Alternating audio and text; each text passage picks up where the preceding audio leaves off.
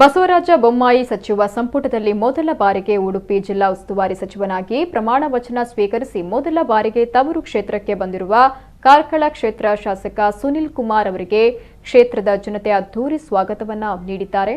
ಈ ಸಂದರ್ಭ ಕ್ಷೇತ್ರದ ಜನತೆಗೆ ಸುನಿಲ್ ಕುಮಾರ್ ಕೃತಜ್ಞತೆ ಸಲ್ಲಿಸಿದ್ದಾರೆ. ಸಚಿವನಾಗಿ ಜಿಲ್ಲೆಗೆ ಮೊದಲ ಬಾರಿಗೆ ಆಗಮಿಸ್ತಾ ಇದ್ದೇನೆ.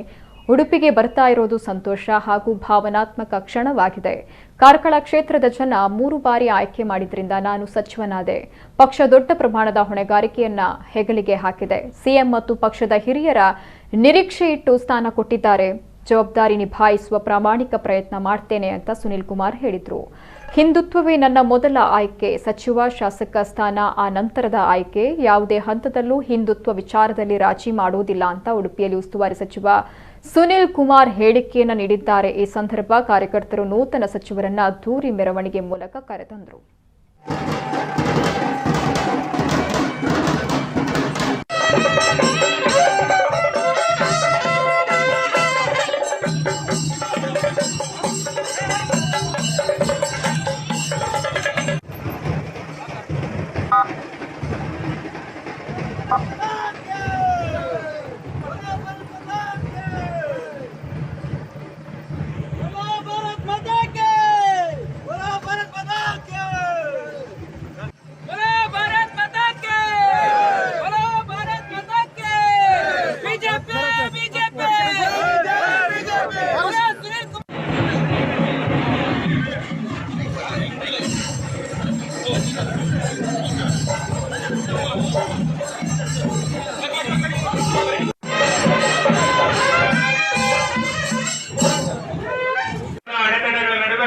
ಜಾಗರೂಕತೆಯಿಂದ ಈ ಕಾರ್ಯಕ್ರಮಗಳು ನಡೀಬೇಕು.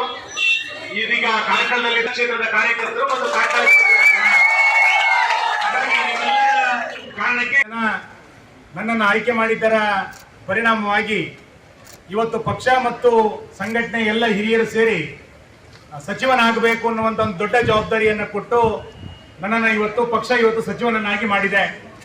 ಇವತ್ತು ನಾನೇನಾದರೂ ಸಚಿವನಾಗಿದ್ರೆ ಅದಕ್ಕೆ ದೊಡ್ಡ ಕಾರಣ ಕಾರ್ಕಳ ಕ್ಷೇತ್ರದ ಕಾರ್ಯಕರ್ತರು ಮತ್ತು ಕಾರ್ಕಳಕ್ಕೆ ಬಂದಿರುವಂಥದ್ದು ಅತ್ಯಂತ ಸಂತೋಷದ ಕ್ಷಣ ಮತ್ತು ಭಾವನಾತ್ಮಕವಾದಂಥ ಕ್ಷಣಗಳು.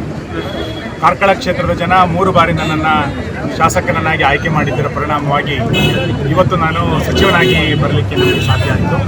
ಹೀಗಾಗಿ ಇಡೀ ಕಾರ್ಕಳದ ಜನತೆಗೆ ನಾನು ಕೃತಜ್ಞತೆಗಳನ್ನು ಸಲ್ಲಿಸ್ತೇನೆ. ಪಕ್ಷ ದೊಡ್ಡ ಪ್ರಮಾಣದ ಹೊಣೆಗಾರಿಕೆಯನ್ನು ಇವತ್ತು ನನ್ನ ಹೆಗಲ ಮೇಲೆ ಕೊಟ್ಟಿದೆ. ಮಾನ್ಯ ಮುಖ್ಯಮಂತ್ರಿಗಳು ಮತ್ತು ಪಕ್ಷದ ಹಿರಿಯರು ಯಾವ ನಿರೀಕ್ಷೆಗಳನ್ನು ಇಟ್ಟುಕೊಂಡು ಈ ಜವಾಬ್ದಾರಿಯನ್ನು ಕೊಟ್ಟಿದ್ದಾರೋ ಆ ಎಲ್ಲ ನಿರೀಕ್ಷೆಗಳನ್ನು ಪೂರೈಸುವಂಥ, ಸಮರ್ಥವಾಗಿ ಅದನ್ನು ನಿಭಾಯಿಸುವಂಥ ಪ್ರಾಮಾಣಿಕ ಪ್ರಯತ್ನವನ್ನು ನಾನು ಮಾಡ್ತೇನೆ ಎನ್ನುವಂಥ ವಿಶ್ವಾಸ ನನಗಿದೆ. ಇಷ್ಟದ ಖಾತೆ ಅಂತ ಆ ರೀತಿ ಏನಿಲ್ಲ. ಮಾನ್ಯ ಮುಖ್ಯಮಂತ್ರಿಗಳು ಯಾವ ಜವಾಬ್ದಾರಿಯನ್ನು ವಹಿಸ್ತಾರೋ ಆ ಎಲ್ಲ ಜವಾಬ್ದಾರಿಗಳನ್ನು ನಿರ್ವಹಿಸ್ತಾರೆ.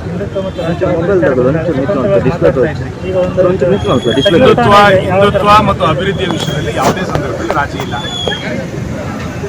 ಸಚಿವ ಸ್ಥಾನ, ಶಾಸಕ ಸ್ಥಾನ ಬೇಕು, ಹಿಂದುತ್ವ ಬೇಕು ಅನ್ನೋದು ಆಯ್ಕೆ ಬಂದರೆ ನನ್ನ ಮೊದಲ ಆಯ್ಕೆ ಹಿಂದುತ್ವನೇ. ಹಾಗಾಗಿ ಇದರಲ್ಲಿ ಯಾವುದೇ ಹಂತದಲ್ಲಿ ರಾಜಿ ಮಾಡಿಕೊಳ್ಳೋ ಪ್ರಶ್ನೆ ಇಲ್ಲ. ಪೂರ್ತಿ ವಿವರಗಳು ಸಿಕ್ಕಿಲ್ಲ. 2-3 ದಿನದಿಂದ ಇದರ ಗಡಿಬಿಡಿಲಿದ್ದೇನೆ. ನೋಡೋಣ.